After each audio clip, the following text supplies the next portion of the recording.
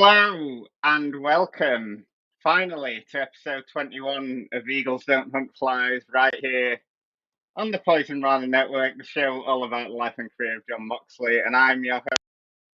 Joining me is Mr. Brandon from New Jersey. Brandon, how are you? It's our final episode of Eagles Don't Hunt Flies. How are you feeling about that, mate? Well, I mean, nothing is final. Everything it's a flat circle. Time is a flat circle. So you never know when this is a finale or a season finale. I didn't realize you were going to get all philosophical on me. Time is a flat circle. Wow.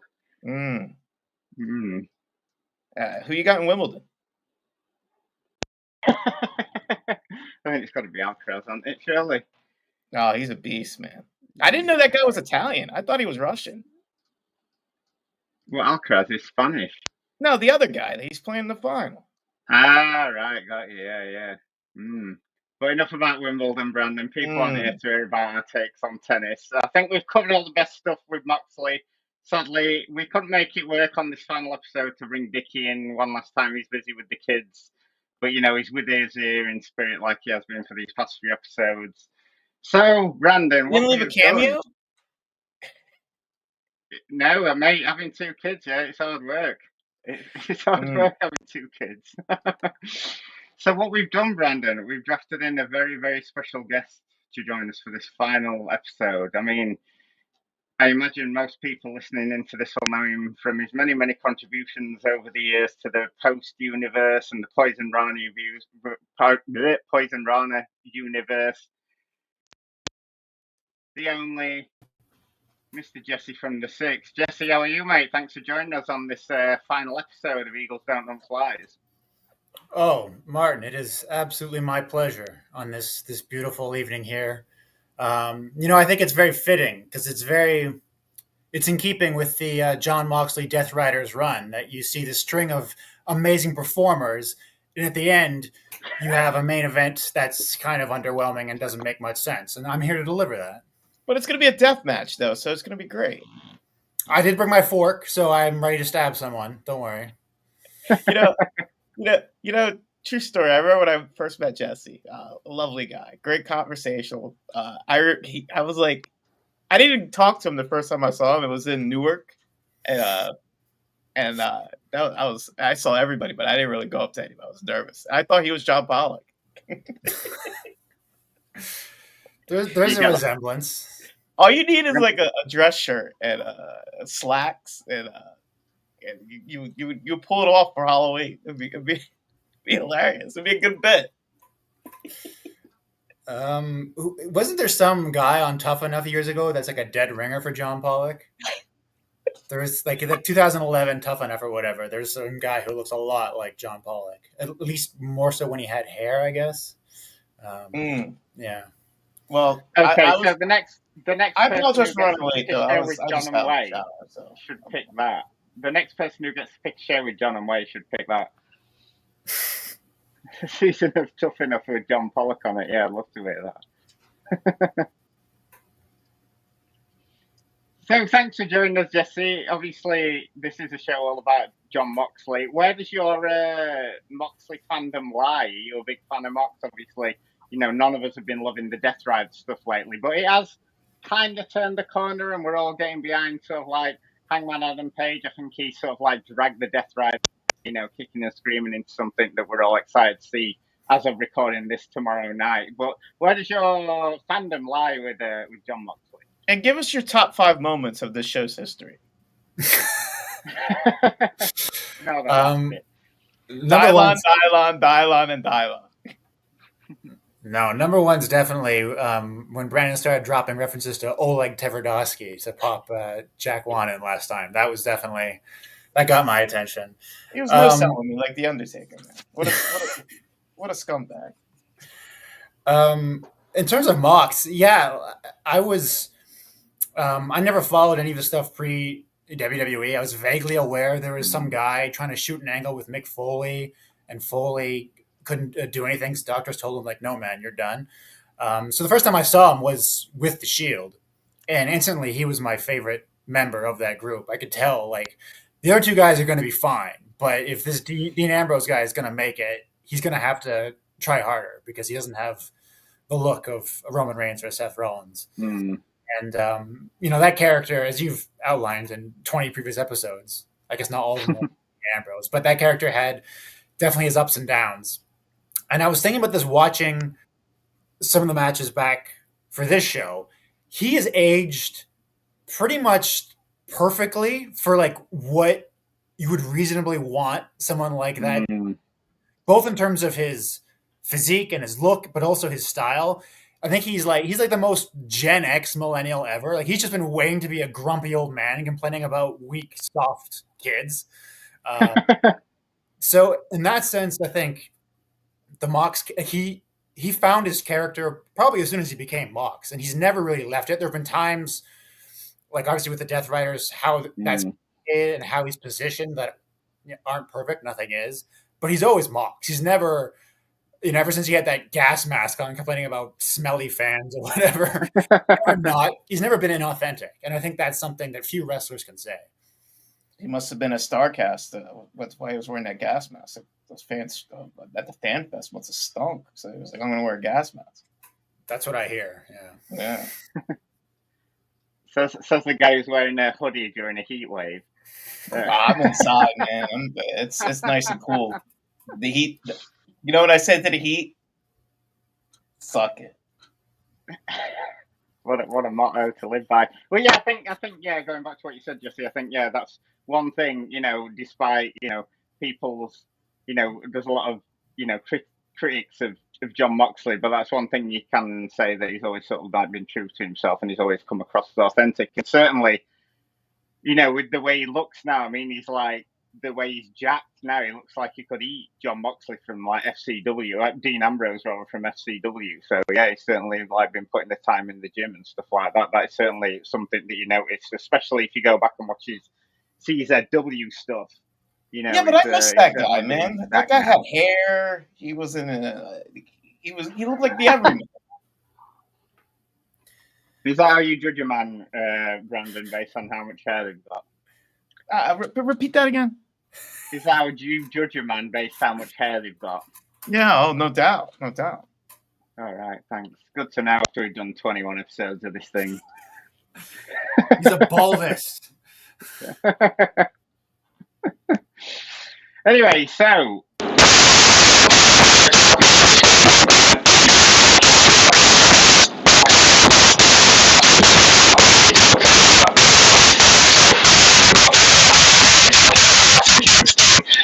against the Young Bucks, Mox against Hangman Page, which I thought is quite timely considering where we're at this weekend, and Mox against Orange Cassidy. But before we get there, though, we are recording this the day before the big AEW All-In event in Dallas. Braden and Davey are there live, so be sure to check out all their stuff they're putting out. I know they're putting out loads of audio. I think they went and did a bunch of interviews with the likes of Tony Storm. I think Braden even got to meet one of the Costco guys, which is great for him. So make sure you're following them along on the Poison Run social. Check all that out. Also, John Cena, just want to shout you out, mate. Top guy and all the best. Everything you're going through, mate, we're always here for you. So shout out John Cena. But Brandon, the big show tomorrow, Mox versus Hangman. Hangman has seemingly, like I noted before, dragged up this Death Riders thing. So, we're all intrigued on this possible main event match for tomorrow. I'm hyped for the match. Do you think that Hangman is going to walk out with the title tomorrow night and put an end to this Death Riders Moxley storyline? First off, that noise, it sounded like an episode of Hardcore TV. I thought we were going to cut to Jason Sensation promo, but I think Hangman should win. I mean, but it would be so funny if Moxley won for the Heat, because we are in a heat wave. But I think Hangman will win. I think it's going to be an awesome match, though. Like Hangman and Texas Death matches is always not only a work of art, but it's high octane and hard hitting. I mean, who could forget Hangman getting knocked out by Moxley that one time? But yeah, I'm stoked for that match. That match is going to be outstanding. mic sound any in the chat, people? My mic sounds a bit. Do I sound any better? You what? Does it sound any better coming through on my mic now?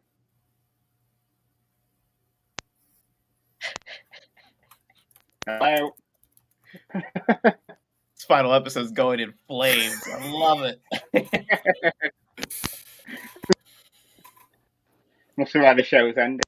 Can you hear me? I was gonna sing "I Will Remember You," but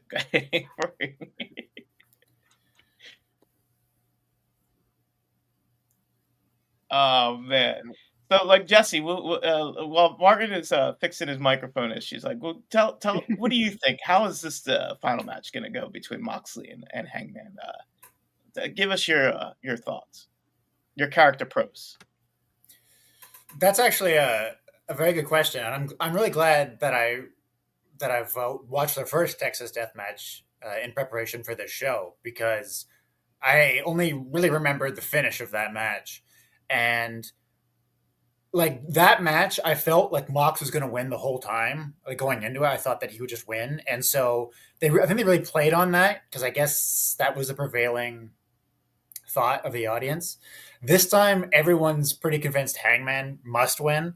So it's interesting. Like, you know, we've seen tons of matches where the conclusions is foregone, but the idea is, how do you craft it such that the fans can bite on a near fall? Well, there are no near falls in Texas Death, so it'll be interesting to see how they play with that expectation. It's also hard to imagine what they can do to top their first death match, and a little bit scary to consider what that might be.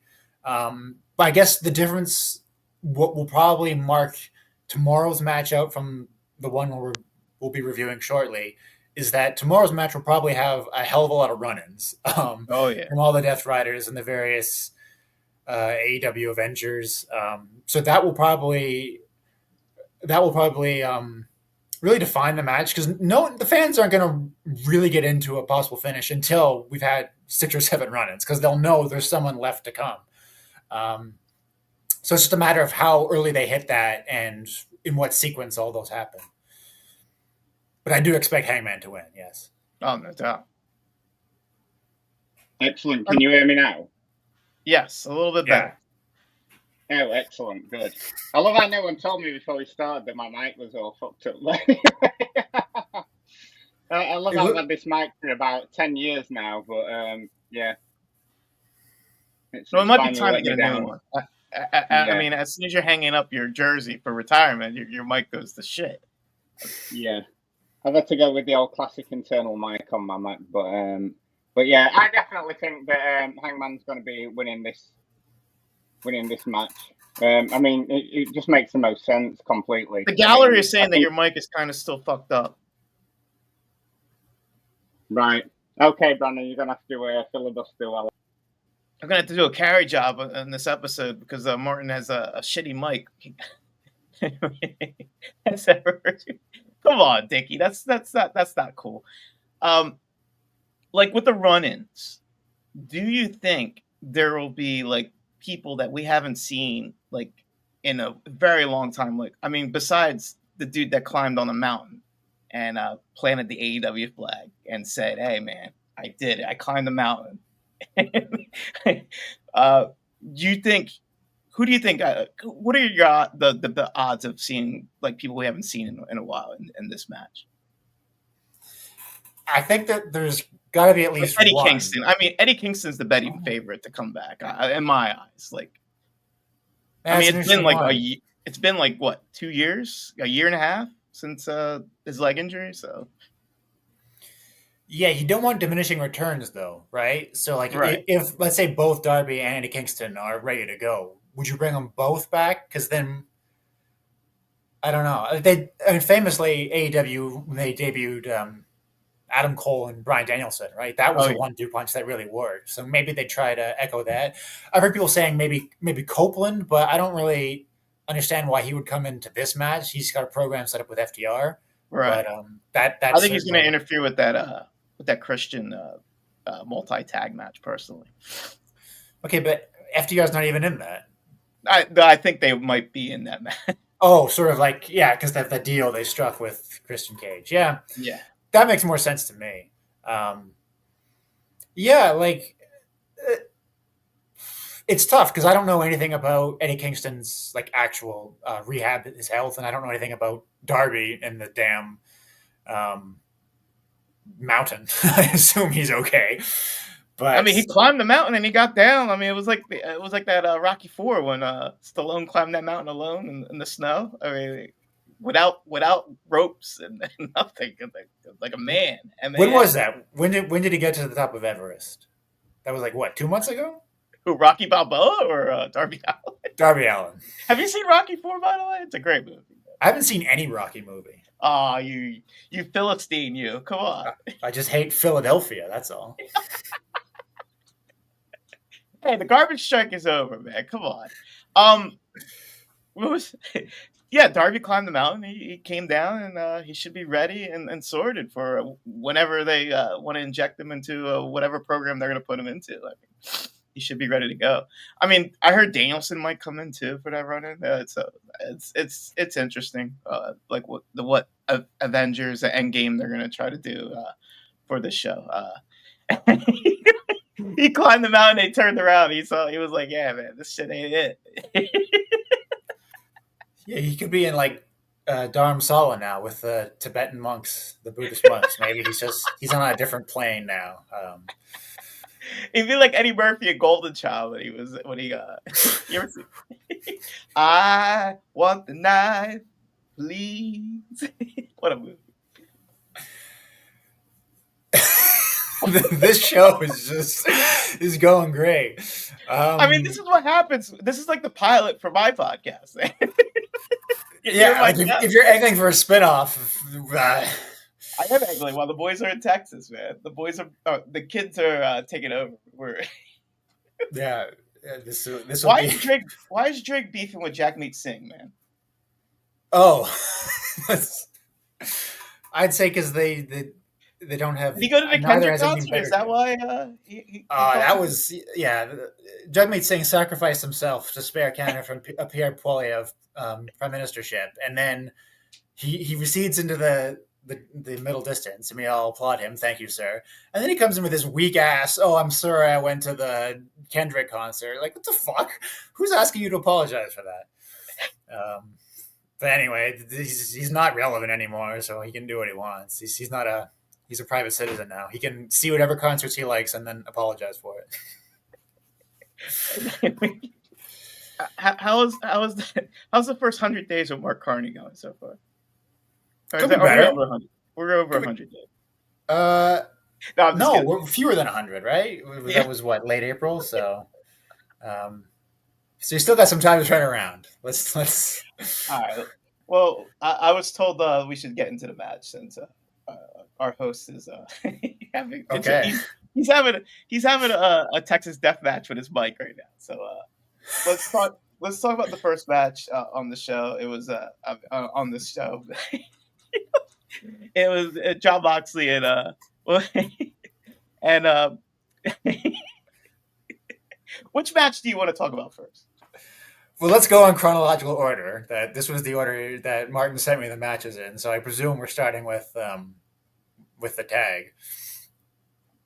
All right. Well, give me your first impressions of the build-up for this match.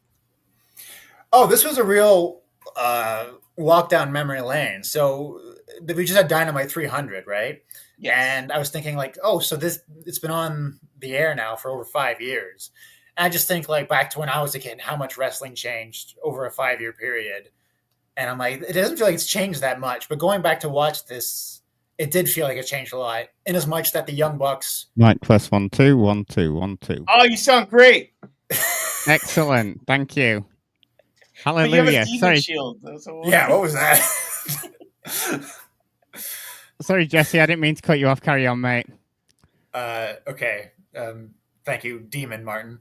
Yeah, it just reminded that the Young Bucks are now rehashing the same characters, but they've had like a whole cycle of characters in between that have gone back to them, which I thought was a little bit interesting. And then I just remember the awful exploding ring, which actually was pretty good pro wrestling storytelling. It just had the the bad fortune to have awful pyro. But yeah, it was a walk down memory lane, and I think it was one of the Kingston Moxley story was one of the better ones they told. But I guess you could argue maybe didn't get the payoff that the build-up suggested it should. Like, I don't remember them having this great tag run or whatever, but perhaps, as Brandon alluded to, maybe that's still to come. One never knows. Plenty of meat on that bone. I think so. But then, that, of course, that depends on the body of Eddie Kingston, because who knows what he'll be able to do going forward. We shouldn't just assume that he'll be fine and as great as he ever was, because, he was an older guy, and that's a bad injury, so... I mean, he is a big man, though. He's got a lot of meat, so I think he'll be. He could go into his Mick Foley style run. Like he is a master of hardcore matches or whatever. See, I mean, like the Sandman. I mean, the Sandman survived so many years doing raising the Singapore cane up in the air and they're saying, "Oh, I'm drunk, guys. Look, I'm swinging a Singapore cane and I'm drinking a beer. I'm Sandman." Okay, Martin, back to you. What was funny? What was funny about this match is it did proper take me back, because this was the last AEW pay-per-view to come from Daly's place, weren't it? As we were coming out of the COVID pandemic, because I think according to Wikipedia, there's about 5,000 in attendance for it, and boy, they are loud for this. This is obviously for the Bucks as AEW tag titles, and I think looking back, I was looking into some of the background on this one, and this is the first time the Bucks had gone properly heel in AEW, because obviously they do have a lot of heelish tendencies, and even in the VT before the match, they are saying, we didn't change. I might have got a nose ring, but we haven't changed that much. But yeah, it was the first time they sort of turned their back on the fans. There was Mox and Kingston had, gone up against the Elite. They'd teamed up after that exploding barbed wire death match that Mox had against Kenny Omega, and they teamed up and gone after the Elite, and they had all those run-ins with Doc Gallows and Carl Anderson. It was like the Elite were trying to get the Bucks on side, and then eventually they turned their backs on them. And I just remember looking back and looking through the research for this, and the Bucks, it was all about, the Bucks are more concerned now with wearing expensive trainers and doing all this other stuff. And I remember Mox and Kingston actually stole the trainers from the Bucks and set them on fire and stuff. But I did really, really enjoyed this match, though. Obviously, we had Don Callis in it. We had a bunch of run-ins, as less meaningful as they were, from Anderson and Gallows. I mean, they literally came out there and then got shoved to the back. And did anyone remember Frankie Kazarian being the Elite Hunter? That was something that I'd completely forgotten about. Yeah, he was like was he still doing the Elite Hunter stuff or whatever? Yeah, that's what it was. He came out to dispatch of Carl Anderson, I think, and yeah, and they were like, "Oh, look, there's Frankie Kazarian, the Elite Hunter," and I was completely forgotten that had even happened. But I mean, the Bucks were just all over this match, weren't they? I mean, they were doing the typical sort of tag team thing, cutting the ring in half and being as cocky as ever, doing a load of Hulk Hogan sort of to the ear things and doing a load of WWE things. They even tried doing a bunch of Shield spots on Moxley, to not much success. But I mean, if you're not a fan of the Bucks, I don't think you'll have liked this match, but I really, really enjoyed it. Like I said, it really took me back to that time, sort of when, we couldn't really go outside, and so we didn't have those a are great good deal to do. times, man. I remember the streets. Nobody were on them, man. I could drive here to eternity for work, and nobody would bother me, and I could just do my thing, and it was just me and podcasts. I loved it. What a time to be alive. COVID era. Facts. And a lot of the only sort of real live entertainment we had was wrestling, weren't it? Like AEW doing these shows at Daly's place. So and there was something tape delay, sporting event. It was so bizarre, man. What a weird time, man. Football matches, we know fans in the crowd and stuff like that. Yeah, it was a bizarre time, weren't it? Yeah, man. But, those wrestling fans are psychos, man. Willing to risk it all to see a couple people in matches. I'm like, dude, man, leave me alone, man. Don't get me sick. But yeah, I did have a lot of fun with this one. Obviously you had all the showboating from, I wouldn't say it's in Mox's top 10 matches in AEW, but I enjoyed watching it back, and I think it's a nice snapshot of that time. That's why I wanted to include it, because obviously him and Kingston made a great tag team, and they had a bunch of great matches, and obviously they just riff off each other so well. And I thought it was just a great snapshot of that tag team they had together. Brandon, we've had Jesse's thoughts. What did you think about this match? I'm with Jesse, man. It was like it's like a snapshot in time I mean, it's only 5 years, like less than 5 years or whatever, but it's 5 years, 2020. I'm an idiot. But yeah, I mean, I love the chemistry that those two have together, like Kingston and Moxley. Like, and I mean, like I said to Jesse while you were fighting your mic cord, someone was strangling you, Mario Puzo style. But like those two were just insane together, awesome together. Like I said, there's like more meat to the bone with that story. I mean, if we ever get to it, I hope we do, with good health and stuff like that. But it was a different era of AEW where like we weren't like they didn't have like as much of the great talent that they had now, and these stories were isolated and it's like one story at a time, and people were very focused on them. It was good storytelling, and I enjoyed it very much. So, Jesse, where do you land on the Young Bucks? Do you like a lot of their shtick? I mean, I sort of remember going back and watching a load of PWG shit, and I've sort of like been a fan of the Bucks since then. I mean, some of the stuff don't ride with me, but a lot of the stuff I'm a fan of. I love all the sort of like cocky heel stuff. Yeah, I mean, I definitely understand why they're not the cup of tea for a lot of wrestling fans. I like them. I think like they're definitely corny and obnoxious, both as heels and kind of just as people at times, and that can be a turnoff occasionally. But generally, I'm into what they're doing. I think they kind of have like the old Shane Douglas or maybe like Shawn Michaels in the '90s problem of being fairly unlikable as like characters. I don't want to say as people. I don't really know them as people, but as like just personalities, they're kind of unlikable. But their work style is extremely babyface, and that can be tough to. It's like a tough needle to thread. But I think that they generally do it, especially with the kind of audience that AEW typically draws. Is like we can cheer for their flips and their impressive wrestling, and then still boo the characters. So I think they found a real niche in AEW for that. And generally, I do think they're better as heels. They've had good moments as babyfaces too. But in a match like this, where everyone sort of, they wanted to see the couple get together. They want to see Eddie Kingston and Jon Moxley get together. So we know that's a safe team that the crowd's going to cheer for and be invested in. So the Bucks can really do all their obnoxious bullshit. And then, interject their amazing wrestling in that. And the dynamic still stays strong. I think that's a good example. And their matches against Kenny and Kota Ibushi, and then Kenny and Hangman. Those are two of my favorite matches of all time. Like though a lot of that's melodrama and like, ooh, who will Kenny choose? And sure, that's not going to be everyone's favorite, but I'm all the way in on that stuff. I loved it, and this is sort of a lesser example of that, but I think in the same vein with the sort of personal dynamics between the characters at hand. Yeah, definitely think that Kenny and Hangman and Kenny match against the Bucks. Yeah, that's got to go down in sort of top 5 AEW matches of all time. I think they're the best tag team like ever in AEW. Hangman and Kenny, personally. Oh, interesting. Yeah.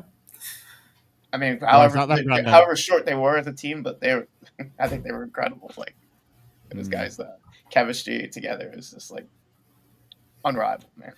If you're measuring teams at their peak against other peak, then yeah, I think that's a valid answer. Like they don't have the history of a Young Bucks or an FDR, but in terms of that run, all those matches were amazing. I mean, Hangman is like my favorite wrestler, basically, and a lot of it was because of that run.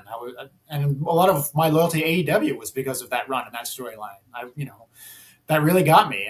And as I say, when Hangman's the main character of AEW, it tends to go well. It's just kind of a shame for Jon Moxley podcast that maybe we didn't have a more focus on that throughout the Death Riders storyline, but we'll get into that later.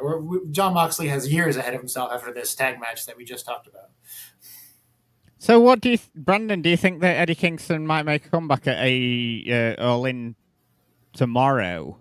And where do you think he sort of slots into this? Do you think he's going to be feuding with Mox? Do you think he's going to get himself involved in the main event? Do you think? I mean, that I think would I'd be really excited. And I think we mentioned that on the show with Gareth a while back.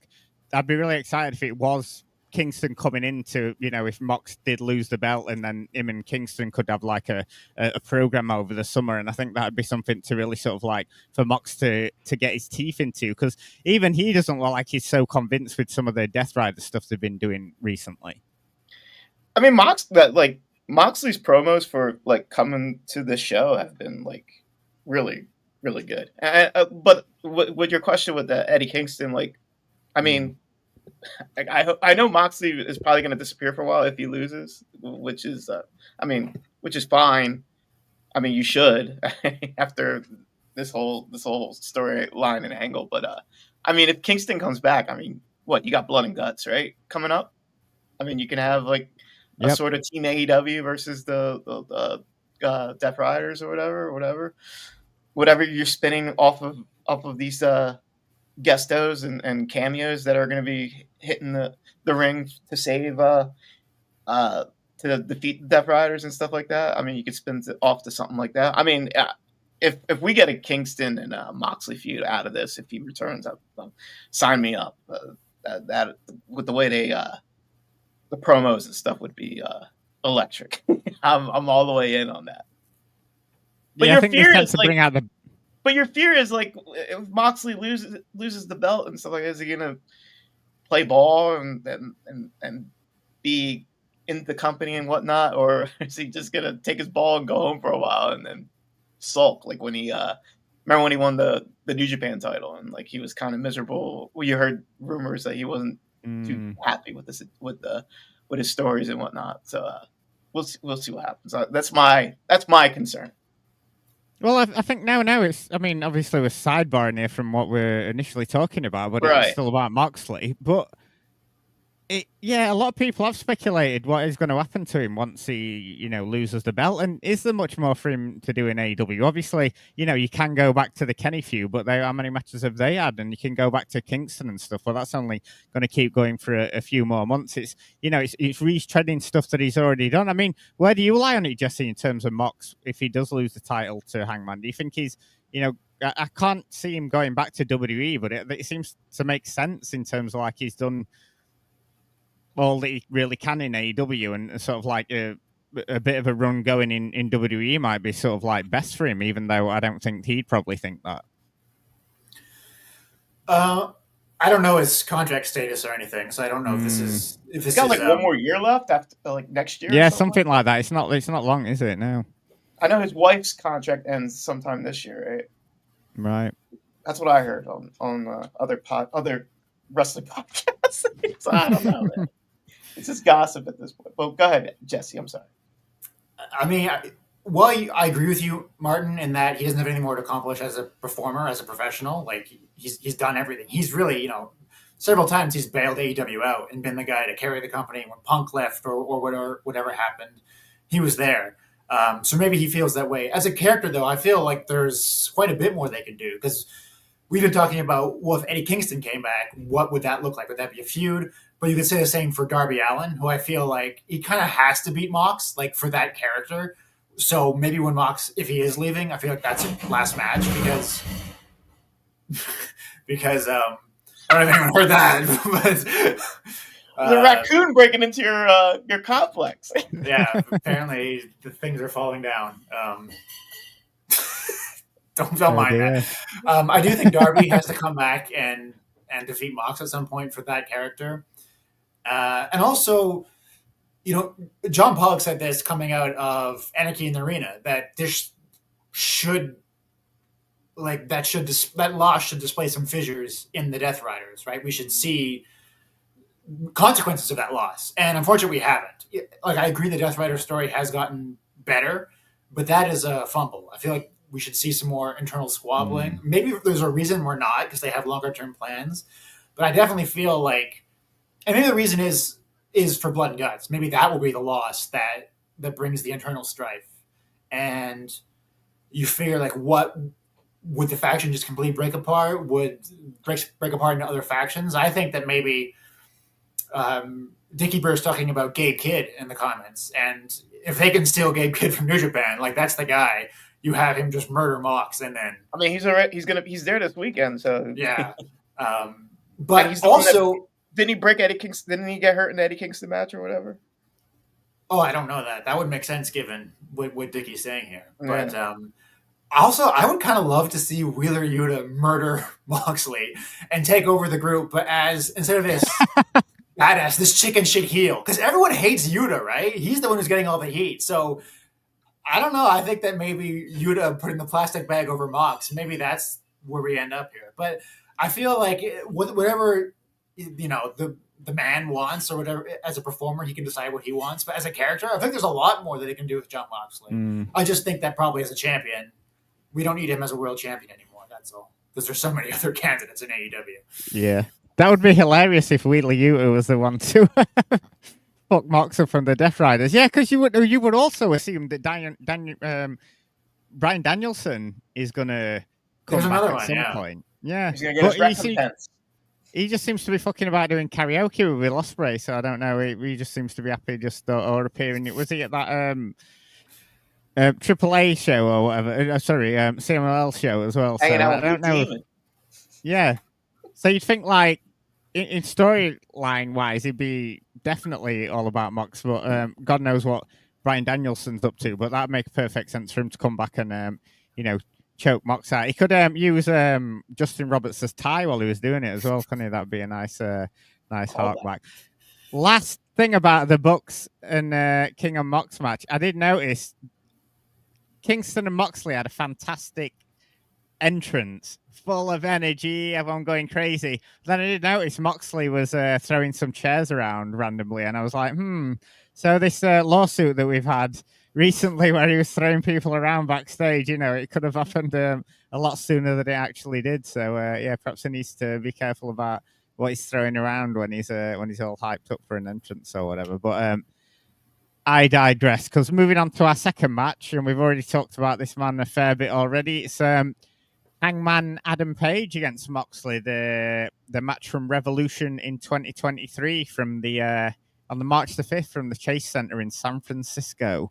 This was the first Texas Death match between the two of them. And bit of background before this one, and we go way back to September 2022, and Hangman had won a Battle Royal to become the new number one contender for the AEW title. And he then faced Mox in October, but a Mox clothesline gave him an actual legitimate concussion, forcing the match to be stopped. And 3 months later, Adam Page came back wanting his revenge on Moxley. And do you guys remember that Lance Storm found this very confusing at the time? It was a big news. It was a big news story at the time that Page had come back after all these months away and wanting revenge on Mox, and everyone was like, "Yeah, because he gave him a concussion." I remember Lance Storm was on like Wrestling Observer Radio or something, and he was just confused why Moxley and Hangman were getting into it. And I was like, well, I'm fairly sure if someone gave you a concussion, or knocked your bell with a lariat or whatever, you'd be wanting revenge against them. I'll always remember it because it was a question in one of the big fat quizzes of the year that what was Lance Storm so confused about and no one else was. It wasn't the one that I legitimately won, right? No, I don't think you legitimately won any of them, did you? But anyway, 3 months later, Hangman's back, wants revenge on Moxley. No title this time because Mox has lost the title. They had two great matches on Dynamite, and this led up to the third match here at Revolution, Texas Deathmatch Rules, which I think varies slightly in AEW. It's in AEW, you can only win by KO or submission, whereas I thought, going back to the classic ones with Cactus Jack and Vader, and obviously going back to, I'm sure Terry Funkin ones in the 80s. I'm sure it was like, just a 10 count. I didn't realize a submission was involved, but obviously in AEW, you can submit them as well. Perhaps I'm wrong there. I think traditionally it was you had to pin the opponent and then they do a 10 count, which honestly was a terrible idea. Like that Vader Cactus Jack match. Yeah. Is that the one where Harley Race stuns him in the back of the knee with a taser? Yes. Yeah, the classic Halloween Havoc main event. And I remember seeing that. I think I'd got it off a tape trader or whatever. And I was like, oh my God, this is the most violent, disgusting match I've ever seen. And now, obviously, some of the stuff we're watching tonight makes it look like a fucking Disney film, doesn't it? So, yeah, it's interesting Never how forget things Terry change Funk over time. staggering like a man drunk in the ring. What a beast of a worker that Terry Funk. Salute. He was a hot take there from Brandon. Terry Funk was a beast of a worker. So anyway, yeah, the different rules for this AEW Texas Death Match. So Mox makes his usual entrance through the crowd, and Page jumps him, and they're brawling all over the crowd with the ref calling the bell, even though they're still outside the ring, and we're into dangerous territory here. And Page throws Mox into the barricade, and they eventually make it into the ring, and Mox gets some barbed wire, and we're only sort of like 3 minutes into the match, but Page grabs it and scrapes it along Mox's head. I mean, this looks absolutely disgusting already, and Mox is bleeding everywhere already, but Mox returns the favor with the old Abdullah the Butcher fork to the head, and they're both bleeding everywhere. I mean, it's disgusting. Mox gets this fork, and he's proper gyrating it all over Hangman's forehead, and it's disgusting. And they both use barbed wire. They're both wrapping it around the forearms, wrapping it around boots to inflict even more punishment on each other. Mox gets out a barbed wire chair and throws Page into it, and then slaps on a half crab and runs Page's chest all over the wire as Page is wincing around in agony. And there's a fantastic shot here of a woman in the crowd looking absolutely horrified. I mean, she obviously must have gone with a friend or a boyfriend or something and was like, oh my God, what is this disgusting filth you're making me watch here? Brilliant shot there. It's I mean, the cameramen don't always get the greatest shots, but that one was really a good one. Mox sets up two chairs with barbed wire, but Page blocks him and powerbombs him onto them instead. And they kept showing the replay of this and the way the chairs were set up together. And Mox narrowly missed. I mean, if back had have gone in between the chairs, I mean, he could have had a nasty injury there. But luckily, he landed on the sort of like seat part of the chair. Mox then gets two bricks out, which something I've never seen in a match in AEW before, and he gets this massive chain out. We've seen this in his matches with Kenny. He loves this big chains that he gets out. He puts the bricks on Page's hands and then stomps on them, and then he pile drives Page onto a chair and goes for another before Page rallies with a sickening looking clothesline. I mean, there's so much going on in this match. Mox then goes through a barbed wire board at ringside. Page then gets sent through another barbed wire board that's on the other side of the ring. They both get tied up in the chain, hammer each other with it. The chain gets a lot of use in this match. Coming into the finish now, and a buckshot lariat is reversed into a Death Rider. That looked fantastic. And then Mox curb stomps Page, his head onto the brick, which looks fantastic. And the crowd start sort of like singing the Seth Rollins theme song as they want them to do. And then Mox gets a choke on Page, where he gets up and gives Mox a choke of his own. He then follows it up and finally hits the buckshot lariat, and then hangs Mox over the side of the ropes, choking him with the chain for the win. And a wild match, this one. I mean, I remember this one was one of my top matches from 2023, and still enjoyed watching it back. I mean, I know some folks don't really like all the plunder, but I really enjoyed it. Really brutal. Absolute bloodbath. I don't watch much sort of like Japanese deathmatch wrestling. I watch a bit of American stuff. I've seen breeze blocks be used in matches, but never bricks. But I had a good time going back and watching this one. Where did you land on it, Brandon? I know you're a bit of a deathmatch sicko. Did you enjoy this one? Oh man, dude. The way they mapped this match out with all the absolute chaos. I mean, like I went to the Hangman and a death match in Atlantic City for Dynamite with Lance Archer. Incredible match, like live. Like I loved it. Was chaos there, but the way they mapped this out, it was just like pure pugilistic pain and suffering, and it's just like I love stuff like that. Like you never know what weapon you'll bring out, and like it comes down to skill and whatnot. I loved it. It was phenomenal.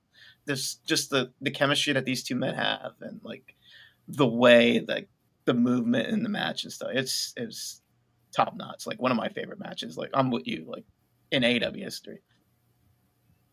I think it really justified it as well, obviously, because they had the 2 matches on Dynamite, hadn't they? And it was like this. It built up. It was an accumulation. It wasn't just death match for the sake of death matches. I mean, we had Gareth on a while back, and he was saying, he's not the biggest fan of death matches, but when it's justified like here, I feel like it's definitely worth it. But it's definitely done right. Like they can be some of the best matches in wrestling. Like I mean, you don't go overkill and whatnot, but like if done the way these guys do it, like it's phenomenal.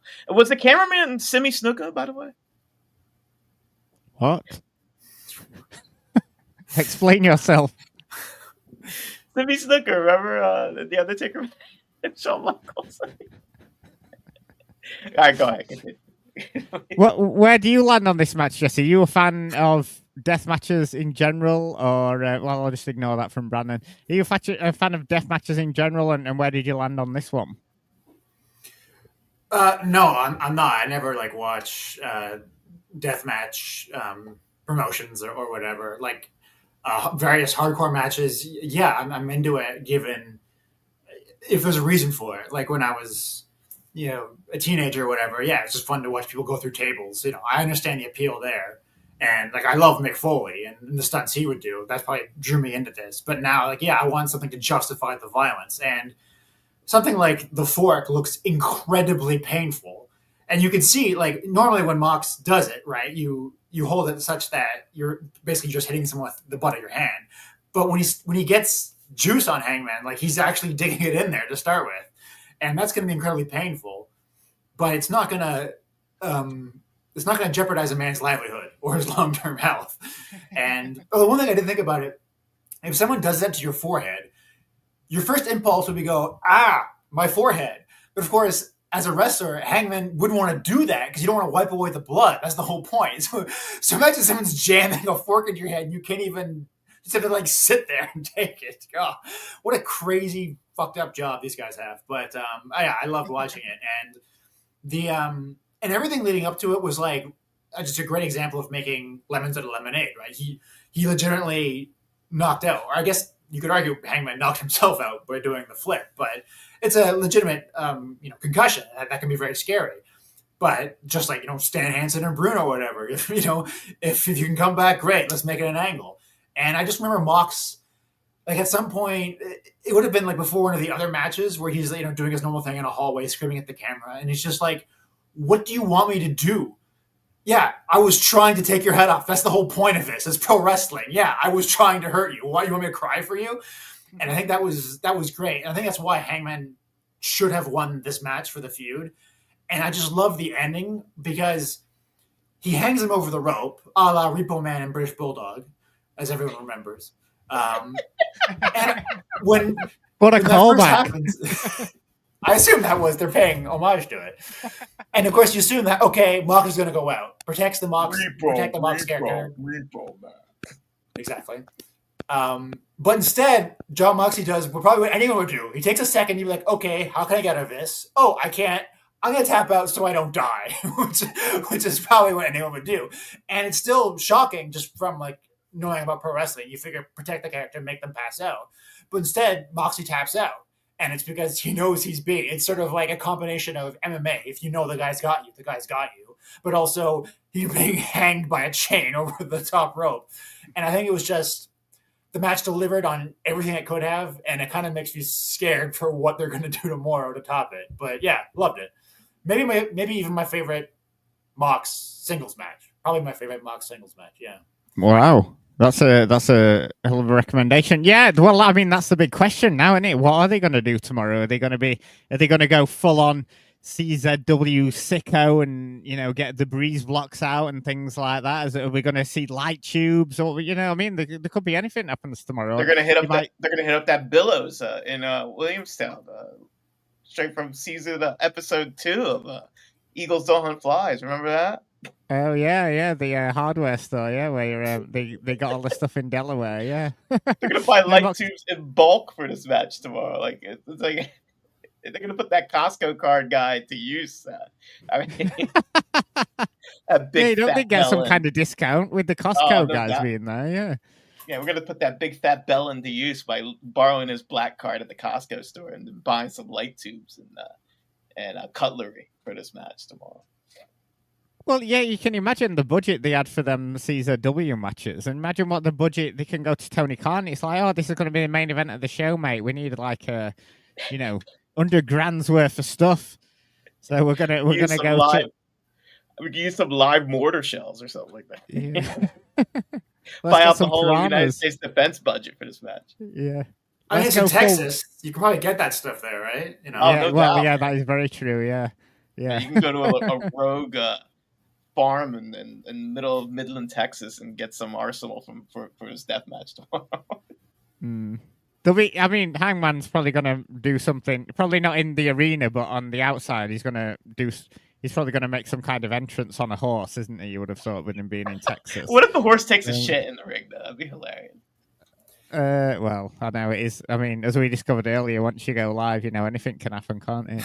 Oh, no. Anything can happen in the World Wrestling Federation. Yeah, so, in this match we just reviewed, Hangman comes out to Ghost Riders in the Sky by the Outlaws, right? He changes it up. Yeah. Tomorrow, does Hangman go back to his old theme, his babyface theme? Does he stick with the new theme, which he started as a heel, or do we hear something special? What do you think? Oh, I don't know. Who was so Hangman's from Virginia, isn't he? Who was some famous singers from Virginia who we could Pusha T. Oh, that new Clips album is fire though. Respect. I haven't heard it yet. What, the guy who did Pollock and what was it? Pollock and Bauer's theme tune. Yeah, Bauer and Pollock. Yeah. Famously, Pusha T.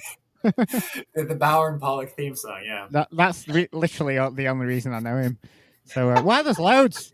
Pharrell Williams, Dave Grohl's from there. Yeah, get him out of hiding. Yeah, Timberland. Oh, they're all from Virginia. Bruce Hornsby. Oh yeah. Missy Elliott. Loads of could get Dave Matthews. Yeah, he's got that one good song, hasn't he? Dave Matthews could perform Crash. Jim Morrison could have some doors. Yeah, plenty of stuff. That that doesn't count. Jim Morrison's from LA, just because he was born in Virginia. He's like the most LA guy ever. You can extract his body from France and bring him for the hardcore match, right? The death match. I've been to his grave, Right. I was. Do you think he'd make a good weapon in a death match? Yes. This is what we need to see. We need to see Hangman hit Jon Moxley with the tombstone of Jim Morrison. I think that's the only thing that makes sense at this point. Yeah, that would rock so hard, man. I would be so. It would be so beast if that happened. Oh my God, Lamb of God have got some connection to Virginia. There you go, Redneck. That'd be a perfect one for that match in Hangman. Yeah, get Nate that one. Milton. Yeah. Yeah, he could do a bit of a rap for him. But anyway, yeah, back to what the theme he's actually going to use. I don't think he's going to be, resurrecting the corpse of Jim Morrison and coming out to a LA Woman or anything. But I mean, we had the ECW zombie, so why not get the Jim Morrison? But remember when the ECW zombie was caned to death by the Sandman? Okay, continue, Mark. I do not remember that now. I only remember the sci-fi demon thing. Well, that was a thing for a while because ECW was on sci-fi. But anyway, yeah, and nobody likes Hangman's new theme, do they? I mean, I kind of like it. I'm used to it. Yeah, actually. I thought you'd have to be different. Yeah, it's an earworm. It's grown on me. But I mean, the old theme's a banger. But I mean, this new one's kind of, it's grown on me. It was good for him as a heel. I'd like to hear him change it back. I think that would be get a good pop tomorrow. Yeah, if he's gonna get a monster ovation anyway. But if that with the horse riding along the thing, that place is going to absolutely explode. So yeah, I mean, if they want the biggest reaction Hangman's going to get ever, they're going to have him outside, going down whatever the road is outside this stadium in Arlington, Texas, going down there. Maybe get who's a big player for the Texas Rangers? Get him to rub his bat on him as he makes his entrance. Adrian Beltre or Alex Rodriguez. Yeah, that's a bit of a throwback, isn't it? A-Rod. I mean, he only been retired for 10 years. Yeah, get all the bells and whistles, and then that kicks Wyatt in. Langford. The place is going to. Nolan Ryan. Nolan Ryan. Oh my God! I can't believe I've set you off now, Brandon. Just naming fucking MLB players. Anyway, yeah. Who's that guy that Jose Bautista got into a fight with? The guy from the White Sox. Well, he was with the Rangers at the time. Oh no, okay. I thought you were talking about the Cleveland Guardians guy that knocked the guy from the White Sox out. I forgot. No, Go ahead. Blue Jays and Texas Rangers had like a rivalry 10 years ago, and Odor. Yeah, Odor was Odor.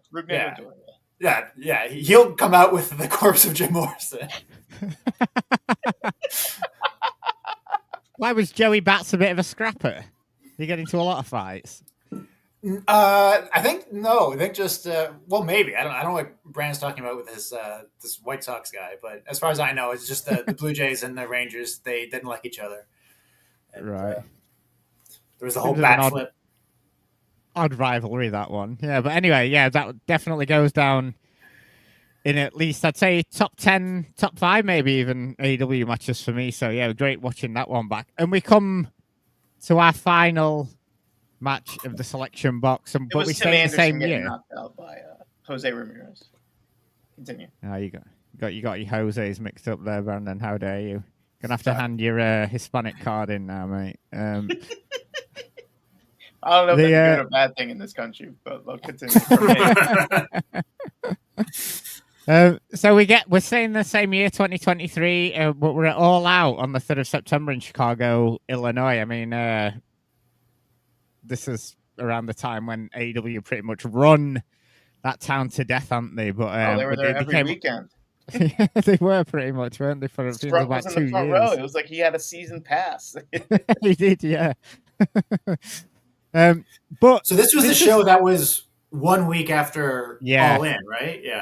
Yeah, because that was the whole thing at the time, wasn't it? It was like, what, you've got a show after your biggest show ever, and you haven't done that great of a build-up for the Wembley show. You know, you're kind of just taking the Brit fans for granted and just going, we'll just give them whatever and sort of thing. But they did pull it around with this main event. We were like, how are they going to promote a big show coming 1 week after the biggest show they've ever done? But they did pull it around with this main event. I remember everyone at the time saying like, oh yeah, this main event. I mean, bit of a background for that. Obviously, the match is for Cassidy's international title, and Cassidy had a long run with this title. He beat Pac for it all the way back in October 2022 when it was still called the All Atlantic title. Remember that? The All Atlantic title, and it had got flags on it that weren't even from the Atlantic Ocean. They had the South China Sea flag on some I think I saw Pac's first defense of that. He defended it on a Red Pro show like 10 minutes away from this house, and it's like this really tiny venue, and Red Pro do about 150 at most there, and they proper ram-packed it because Pac was there, obviously, in the main event, and they showed it on AEW TV with Red Pro's questionable production. So at least they had a lens cloth for that one. There were no fingerprints on the lens, so it was quite funny seeing that show on AEW TV. I bet the guy who edits AEW was like, "What do you expect me to do with this?" But they showed it anyway. But yeah, so first time Cassidy's been main event for an AEW pay-per-view, so pretty good. And they did a great job, didn't they, with Cassidy with that international title. He took on all challenges leading up to this event. He'd been feuding with the Blackpool Combat Club, and after beating Willie Utah, he said, "I want Mox next." After All In. So yeah, first time he'd main evented an AEW pay-per-view. This title reign. I feel like he really deserved it, and I feel like the fans got behind him, and he can speak, especially in this match, that Cassidy they'd taken him from the sort of guy that everyone laughs at doing the hands in the pockets, and people have started taking him a bit more seriously, I think, Brandon, leading up to this event. Yeah, his rise in this company is incredible. From like the joke. Well, I mean, I don't want to insult the man. Like, he's more than a joke wrestler. I mean, he performs like super well and stuff like that. But I mean, he went from the guy, like you said, with the hands in the pocket to like putting on these like awesome TV matches, defending the belt, which I mean, the guy can afford a loss anytime right now, and he'd still be like king of the mid card, and his position in the company would be sound and stuff like that. But like his arc to get to this point was, I mean, I guess he has a sort of ceiling. Like I don't really see him. To me personally, I don't see him as like a main eventer, but like top of the mid card or a type of guy that's going to give an awesome performance. Like that's Orange Cassidy. Like, and you can depend on him in a pinch. If someone gets hurt, you can just plug and play him anywhere, like in the card, and he'll put a 4.5, 5-star match. He definitely puts his working shoes on when he's out on in the ring. Yeah, they seem to have a few guys like that, don't they? Like who can, it doesn't matter if they lose, like Mark Briscoe and people like that. And it seems to the Teflon, if they lose, and then you can heat them up again and put them in another match. So yeah, it was really good. I mean, we all thought Jungle Boy would be that guy, but like he did not. But I digress. Because I mean, everyone, you missed Jungle, but I think you're the only person. But anyway, I think because we'd all seen Orange Cassidy those Mania weekends, haven't we? Where he'd put it on like 10 shows or whatever. And then when he was in AEW, it was like, oh, is this kind of going to work? And I did think he's one of the success stories of AEW, the way they sort of like built him up with this. So into the match, and Mox is on top right at the beginning, with punches, suplexes, stomps. Cassidy does get a bit of a reprieve with a stun dog millionaire and a dive to the floor, but Mox is quickly back on top again. On the outside, he throws Orange into the ring post, and Cassidy's the first one bleeding here, which makes an interesting change, because normally in a Moxley match, he's the first one bleeding, but now it was Orange Cassidy about 3 minutes into this match. If you actually watch it back, his elbow hits the ring post and not his head, but that's just been a bit pedantic. Mox starts punching and biting the cut, making it even worse, and even puts his hands in his pockets, mocking Cassidy as he's on the floor, bleeding everywhere. Orange finally gets the upper hand and starts biting Moxley back and raking his back. Hits a DDT off the top rope, but Mox blocks the beach break. But Cassidy straight back with a PK and an orange punch. Mox is back up with a Gotch-style pile driver for 2. And Mox tries some chokes, but Cassidy fights out, and they're back on the outside now. Mox starts pulling all the ring mats back, exposing the floor, but Cassidy hits a beach break onto the concrete, followed by a drop kick into the steps. I mean, that beach break onto the concrete floor looked pretty sickening.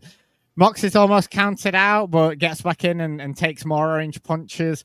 Mox is down, and Cassidy does the hands in the pockets and starts off with a weak kick, but gradually makes them stronger and faster, and the crowd is really behind Cassidy at this point. Mox rallies with a super stiff lariat. He then hits a Death Rider for 2, and the crowd are even more behind Cassidy, going crazy for him. Cassidy's a bloody mess. He's like literally, the camera zooms into him, and he's got literal blood dripping from his face, and the whole canvas is covered in his blood at this point. Orange sort of like barely gets up, and he gives Mox the 2-finger salute. Mox sort of like does a little sort of like thing in the corner and then finishes him off with a high angle Death Rider for the 1, 2, 3 and the win. I mean, this was another great match, and as good as I remember from the time, a real great example of making your opponent look good in defeat. I mean, Orange took everything Mox threw at him, and he had to take, it couldn't even just do a straight up Death Rider. It had to be like the high angled one after he'd been beating him down all match, and took everything that he would, but it just was too much for him in the end. He was great coming from coming as the underdog and that, and obviously Orange Cassidy, nothing against him in the loss here, and he really, really looked great in defeat here. But really enjoyed watching this one back. I mean, obviously plans went a bit awry when Mox held the title for 17 days after he suffered that concussion, didn't he, against Phoenix, and he had to throw the title back to Phoenix, and then I think Cassidy won it off Phoenix, so all the plans went a bit awry after this. But really good match, and Orange Cassidy was great in this one, Jesse. Definitely. Excellent match. Watching it back, I was surprised that his reign was actually less than a year, because I remember it being so long. And I think part of that is the whole storyline with Orange Cassidy was he's not just champion for a long time, but he defends it like every week. And so every week he'd come up with more kinesio tape on him. And the announcers would be like, this guy is almost dead. Like, he's going to die eventually. He can't keep this up. And going against Moxley he's kind of the perfect character for that. This just relentless a bigger guy too, which like again, that's I think one of the better things about having a roster that's not full of like 6'7" dudes like Sheamus and Drew McIntyre or whatever. Like you can get a sense of like how big, like if Orange Cassidy's like a normal sized person, John Moxley's quite big and he can play the big mean bully. Although I think he's actually like a baby face here. I guess he's pretty good at going back and forth. Like obviously the crowd knew who their favorite was, but I don't think the Mox character was a bad guy. But yeah, I think it was just a great dynamic there. There's a bit of a tweener, wasn't he, with the Blackpool Combat Club? He was like in between, weren't he? Yeah. Yeah, the problem is like no one ever really wanted to boo Bryan Danielson, so they could never be like a fully heel faction. Yeah, true, yeah. But yeah, a very good match. I really liked it. I think it's interesting. Well, first off, I would just say personally, I think it would have been great if it ended after that third big lariat, because he hits him with these. He gives lariat, Death Rider, Cassidy kicks out, and then he hits him with this huge fucking lariat and another running one, and then he picks him up, hits him with a third. I just love like in Japan stuff where they end matches where just like you just fucking like Stan Hansen clubbing Kobashi to death. Like, yeah. I love that stuff, and I don't think it would have hurt Cassidy because he already kicked out the Death Rider. But anyway, that's a quibble.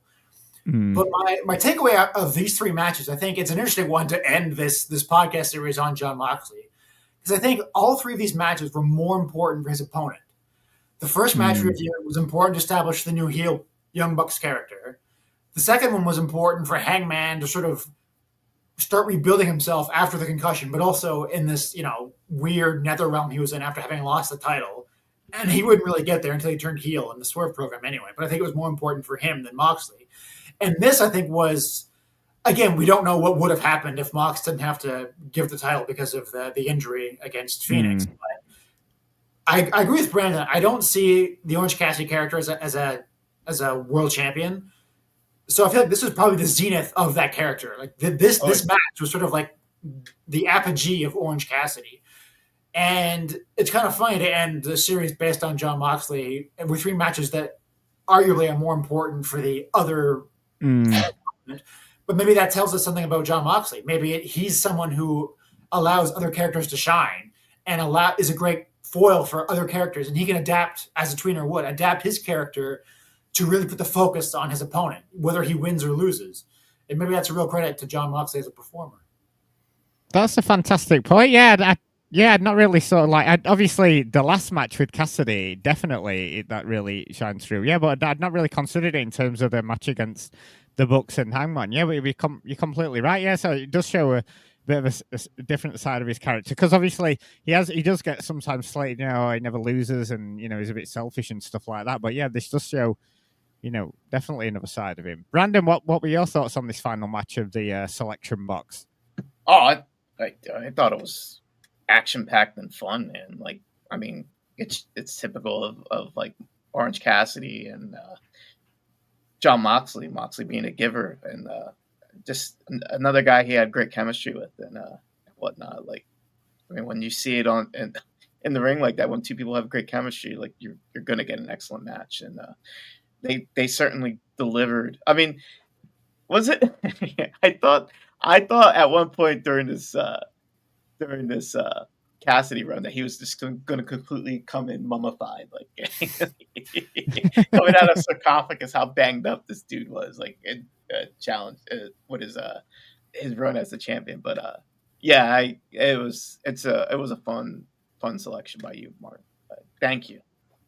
No, thank you, Brandon. It's funny. Man. Yeah, when you see him with all the tape on and stuff like that, because he comes out in the jeans like he's not bothered or whatever, and then it's like all the tape on as well. Yeah, he was definitely banged up going into this match, and I imagine definitely banged up going out of it. Because I mean, that was an absolute gusher that he was. It just felt like he was like dripping blood everywhere for like the majority of the match, especially when they got that great camera shot of him and it was just like dripping out of his head. But yeah, a great match. And they had another one as well, didn't they? Like, was it 2024? And that was not as good as this one, but yeah, another good. They definitely good opponents for each other. I mean, Mox has had a bunch of like really, really good rivalries in AEW. Obviously, there's a Kenny one we've talked about, over 2 episodes. And then obviously this one against Hangman, I'd love to go back and sort of like look back at the matches they had on Dynamite. 'Cause I remember that series they had was great, and then leaning back into it with the match they're having this weekend. Then Orange Cassidy. So Mox has had a lot of really good sort of rivalries in AEW. So it was good going back and looking at sort of like bits of the Hangman and the Orange Cassidy one. So before we sort of like wrap this thing up, any final thoughts, Brandon, on the 3 matches we talked about today? I thought we went out with a bang with these 3 selections, man. It goes to show, like, you as a builder of your podcast experience and girth shows no bounds. Like, the way it's like a DJ picking just going with the flow with the crowd, and like he picks the right songs, and then all of a sudden YMCA comes on. You're like that when it comes to these match selections. I definitely won't be picking YMCA. I want Donald Trump to turn up. Oh, right. What's the guy's the murderer's name? And you say his name 3 times and he appears. Not Joe Henry. Candyman. Yes. But these were just incredible selections. This is not a farewell to me. I'm never vested. I'm not. But good job by you, Baranski. Before we get there, before we get your farewells, Jesse, any last thoughts on these 3 matches we went through? Or you're doing the outro of the show before we've even finished the show. Yeah. Any final thoughts on these 3 matches that we talked about, or just John Moxley as a whole? Any more points you wanted to get across? Oh, I think Brandon said it best. All I can do is admire your girth as a DJ, and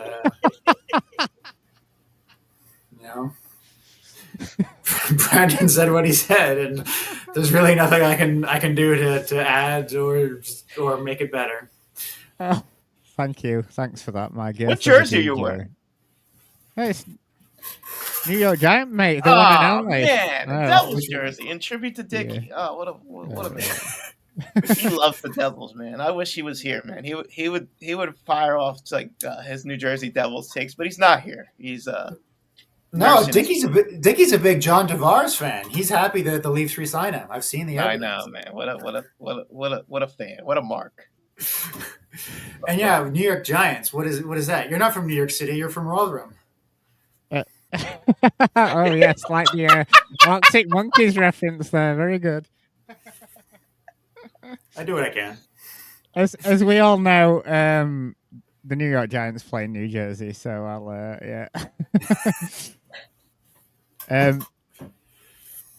right, before we get into the farewells for the show, you got me with that one, Jesse. Well done, mate. Before we get to the farewell, any plugs from you, Jesse, before we head out of here?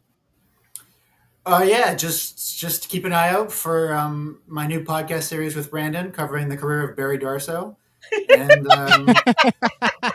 that'll be good. So just wait for that. I'm surprised you didn't go this weekend to Texas. I'm shocked. I'm not going there. I'll visit maybe 2019 or 2029 rather. I don't blame you. I don't want to go to Texas either. Not in this climate. Fuck no. There you go. You got one fan. Joe said he fucking loves Barry Darsow. So there you go. Let's go. Yep. So as I said at the top of the show, Bray and Davey are all over Dallas this weekend. Tons of audio coming out. So follow along with the lads trip via the Patreon. Only $5 a month. Well worth it. They just reviewed. I mean, if you want, wrestling content, other stuff. I mean, they fucking reviewed the JFK movie, Oliver Stone's JFK from like 1991 or whatever. And I think a lot of the stuff that was said in that's been disputed now by JFK assassination people, aren't they? Yeah, and they're having a good old time looking around the grassy knoll and stuff like that, as you would. The grassiest knoll. Yeah, only America could make a load of money from a murder site, couldn't it, as a tourist attraction? Yeah. What a bunch of psychopaths we have. That state is... Anyway... I want to secede from that state, Fred, by the way. Anyone with me? This is your business, man. That's your country. We're not... Yeah. Who do I think... Who do I think killed JFK? My personal opinion, The CIA, the CIA, the the lone Saudis. gunman. Who knows? Yeah, Ted Cruz's dad, right? That's what I heard. yeah. Right, man. Honorary Canadian. I keep forgetting I'm going to New York in at the end of September. So yeah, I I'm need to be excited, careful man. about what I'm We're saying. gonna have a I need to, brewski together. yeah, I need to be careful about what I'm saying, so they actually let me in. But so that was a great note to end the show on. Certainly, the reviews having Jesse on. I mean, Jesse was awesome, man. Jesse, we love you, buddy. Yeah, thank you, Jesse. Really appreciate can't wait it, to mate. probably see you in September, also, man. I do feel bad that the only time we've had a disastrous start to the show was the time we invited you on. So I do don't edit apologize that for shit that, out mate. either, man. This is a work of art, dude. Don't edit all that silence out for 10 No, minutes. we yeah, were talking just about leave Mark, it in there. Mark Carney's first 100 days in office, too. Come on. I think Drake's feud with Jagmeet Singh. I think we've covered all the main bits of Mox's career, from his feuds, matches, movies, TV shows. Who could forget the time we had waiting on to talk about Mox on Total Divas? Because I love that TV dude, show. You know, I think I told you this. Like, I watched that whole season of Total Divas. Yeah, I was only told to review a couple of episodes, and I decided to just watch that whole season. And I thought it was incredible, man. A lot of meat on the bone. 12 Rounds was also another favorite episode. The Moxley that movie. was a good one. Moxley, that guy getting electrocuted, I've never laughed so much in my entire life. But anyway, yeah, obviously, massive thanks to Dickie. We couldn't have done some brilliant episodes without him. The Moxley book was a great episode with Dickie. Yeah. I mean, that was most episodes. Shame real life stuff got in the way, but we couldn't, it's a shame we couldn't have him on this final episode. That Mox versus Demons, was one of the best episodes we did, I think, and that was all Dickie. So top guy. Yeah. Cheers. Thanks to everyone. Dude, great humanitarian, great New Zealander, Australian, whatever. Father of two. Shout out to Leone battling HIV. Thanks to everyone that tuned in and folks that joined us on YouTube. Chris Elliott couldn't make it tonight. I know he's there for pretty much every show. And of course, massive thanks to Bray and Davey for allowing us the airtime and freedom to do the show on their network.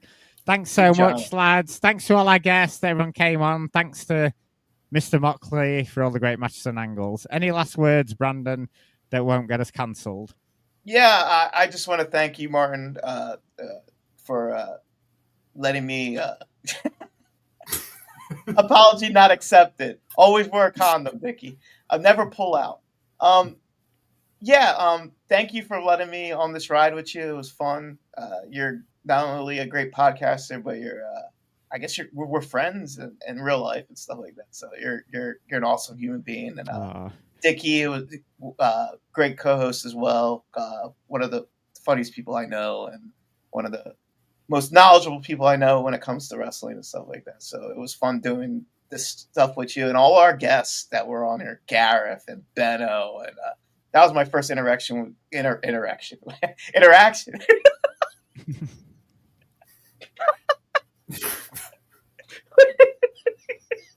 did the screen go to Just end it. That's it. That's how it's over. But it was fun. It was fun on this journey. Great time. All of our guests. Jesse, you were a pillar of knowledge as usual. Love whatever we interact and stuff like that. Like you are truly one of the most smartest people I know, and Lee Finney too. Also, and to all the people that participated in the show, your memory will remain. And thank you for supporting us. Thank you to the people who bought our merch too, man. Oh yeah, that was a big one. Buying the Tees. shirt. It's still available on there. Yeah, it wasn't a limited run, Brandon. Still available on there. ChopTees.com. So yep, get over there and get some farewell. This can be our Kiss farewell tour, so you can get the farewell T-shirt. We're gonna send Jesse off like in the movie Troy, where he's set off at sea, and I'm gonna shoot the arrow, and it's gonna hit him, and he's gonna burn up like Brad Pitt. Right. Nobody saw the movie Troy? Oh, great movie! Come on, you missed it out, dude. I love how Dickie's like, well, is Jesse getting a big send off? He just got it. I know. Well, no, we appreciate that. There were a lot of issues. He's the last guest, man. Also, a big shout out to Chris Leone battling HIV. What a warrior. Anyway, on that bombshell, Brandon, shut the fuck up. Thank you to everyone that listened. Thank you, Ambrose. Thanks to Davey and Braden and everyone else who was on the show. We won't catch you next time, Ambrose, but thanks to everyone for being involved.